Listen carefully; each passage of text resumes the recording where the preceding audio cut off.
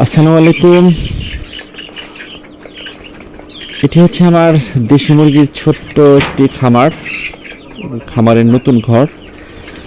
বেশ কিছুদিন যাবৎ চিন্তা ভাবনা করেছিলাম একটি দেশি মুরগির খামার করব। সেই পরিকল্পনাকেই বাস্তব রূপদান করলাম। ছোট্ট একটি ঘর তৈরি করলাম দেশি মুরগির জন্য। আপনারা জানেন ইতিমধ্যে আমার রাজহাঁস এবং কোয়েলের খামার আছে।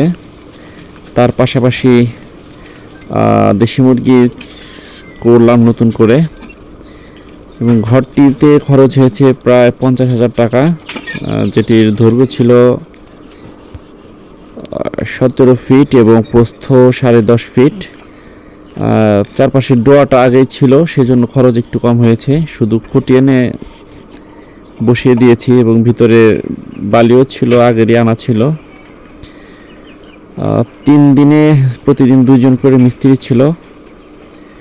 3 দিনে তারা শেষ করেছে। খুব সুন্দর হয়েছে তাদের কাজ, ভালো লেগেছে আলহামদুলিল্লাহ। এবং তারপরে আমরা কিন্তু আমাদের পাশের গ্রাম থেকে দেশি মুরগির বাচ্চা নিয়ে আসি, এবং সেখান থেকে পূর্বে কিছু আনা ছিল আমার 15টি, এবং আজকে এনেছি হচ্ছে 30টি।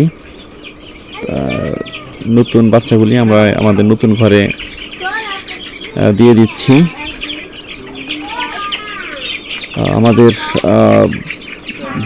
বড় আকারে খামার করার চিন্তা ভাবনা আছে দেশি মুরগির, এবং এখানে অ্যান্টিবায়োটিক ফ্রি, কোনো অ্যান্টিবায়োটিক বা দ্রুত ভিটামিন এসব হরমোন জাতীয় খাবার টাবার মুক্ত একটি খামার করার চিন্তা ভাবনা আছে। সেই থেকে আমাদের এই উদ্যোগ। আশা করি ন্যাচারালি আমরা পালতে পারবো। মুরগির সব খাবার ন্যাচারালি, শুধু ফিড না, পাশাপাশি আমরা ধান, গম, কুড়া, ভুসি এসব দিয়েও খাবার দিয়ে আমরা চেষ্টা করবো লালন পালনের জন্য, যেন মানুষ মাংসের জন্য নিয়ে যে ন্যাচারাল স্বাদটা পায়, সেদিকটা আমরা সবসময় লক্ষ্য রাখবো। আশা করি সবাই আমাদের জন্য দোয়া করবেন। ভালো থাকবেন সবাই। আল্লাহ হাফেজ।